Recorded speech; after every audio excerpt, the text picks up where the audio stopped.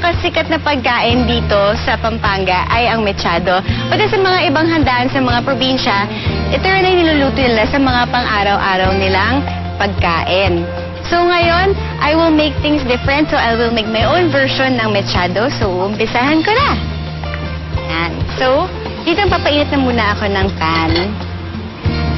Meron ako dito yung beef natin. Beef cubes na siya. And then, nilagyan ko lang siya ng butas sa gitna. Tapos papasukan ko siya ng pork fat. Ito yung taba na nahahanap sa liempo. Pangdagdag lasa lang siya. But then usually sa mga iba-ibang mechado na ginagawa, hindi na nila ginagawa to. Lagyan ko pa ng isa para talagang oozing with taste. So yan. So there. The others already have. Nilagyan na po namin. So, I just sampled one. So now, what I have to do is, I have to sear this. When I say sear, kailangan kong i-brown yung all sides niya. Okay, so this is the oil. Painitin natin yung oil natin. And there, we sear the meat.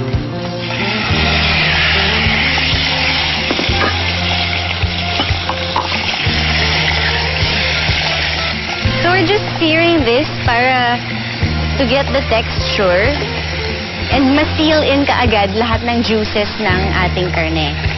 Usually may mga ibang versions of mechado nilalagyan pa ng tomato sauce or tomato paste, ganyan. So this one, I'm not using any tomato sauce or tomato paste, but I'm using whole tomatoes na chop na dice. So I'll get a plate lang para matanggal natin yung ating beef. And then, we'll set it aside para masutay natin yung mga onions natin and garlic. Iiwan natin yung mantika dahil nandun na rin lahat ng lasa nung karne na sinear natin. Okay, so we'll just set this here. And then, ito yung bawang natin. You don't have to chop it, pero i-mamash lang natin.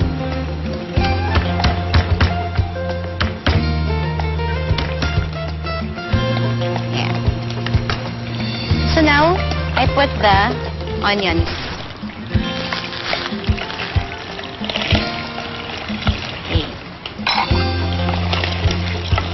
So we're just going to wait hanggang maluto to ng konti. And then we add in the garlic and the tomatoes. Okay, so you have to make sure na ma-wilt ng konti yung ating onions to extract its natural juices and taste. And then I will add the garlic.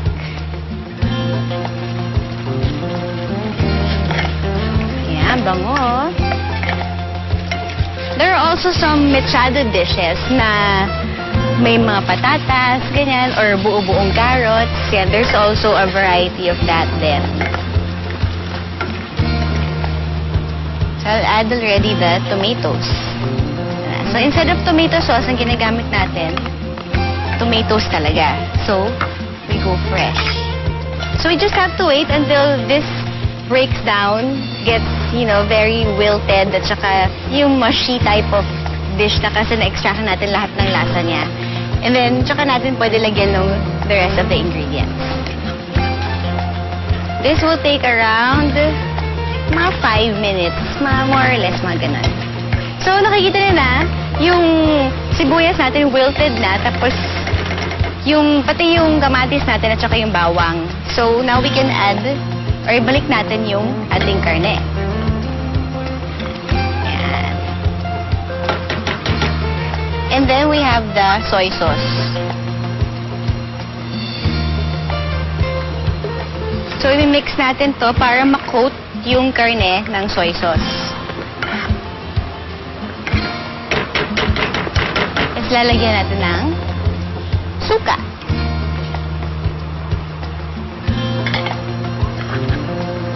Here we also have the red bell pepper, pangdagdag spices lang. Tsaka bay leaf. To put some twist and kakaibang mechado, for more taste and milkiness, lalagyan ko ng carnation evap.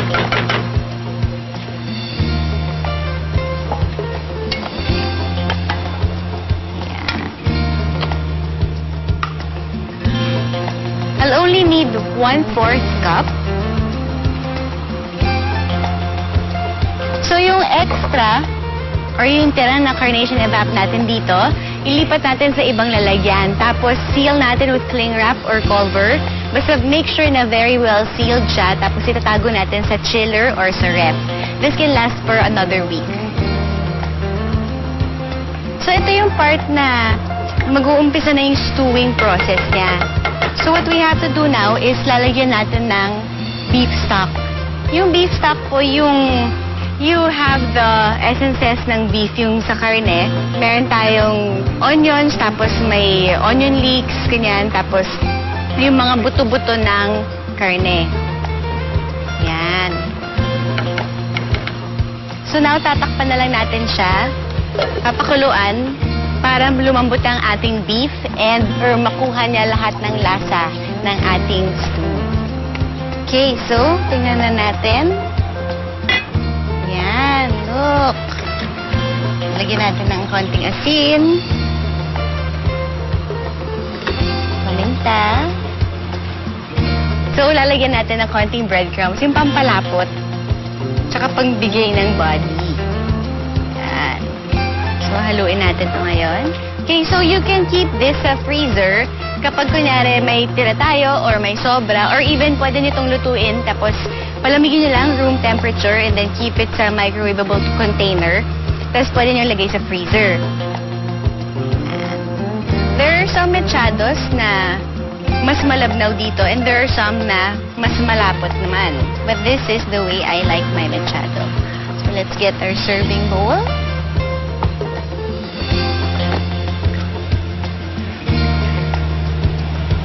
Pour na natin ito dito.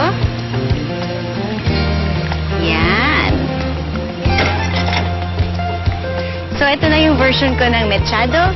It's time to taste. Okay. Yan. Sarap to may kanin.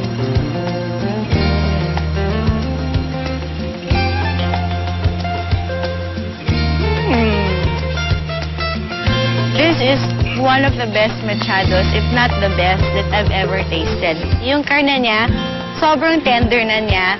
Hindi siya mahirap hiwain, hindi siya mahirap nguyain.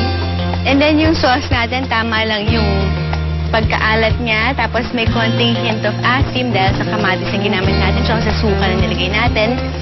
Maraming mga other ingredients and tastes na nalalasahan ko like the bell pepper and stuff. But most importantly, its creaminess and the malinamnam niya because of our carnation evap.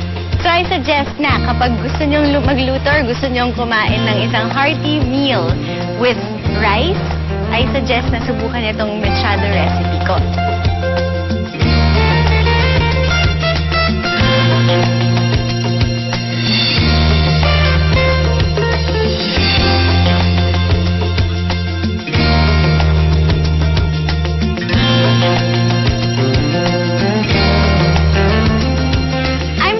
Join me again next time as I turn ordinary dishes to my favorite recipes.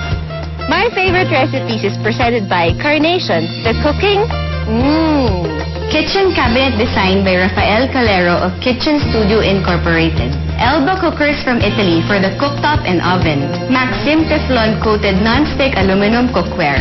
Massflex knives, gadgets, and utensils. Cookworks. Emarflex. The Lakeshore, Mexico, Pampanga. Aquabest. Cafe Isabel, Center for Asian Culinary Studies, Buenissimo, Chef Gino's Gourmet, Yummy Bunny.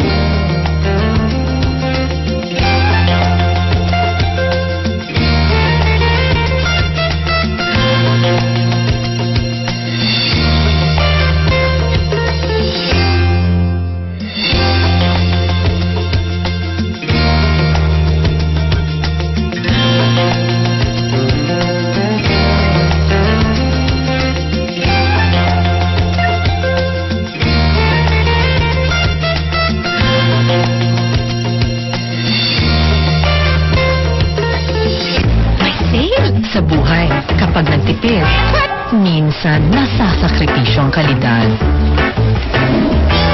Kaya ang tipid na Eva. Minsan, tipid din ang sarap. Ang tamang pagtitipid, tipid sa presyo. Pero di nasasakripisyo ang sarap. Kaya balik Carnation na. Now made tastier. Kaya perfect sa sopas, drink, at dessert mo. Balik sarap, balik Carnation. Pagkakin!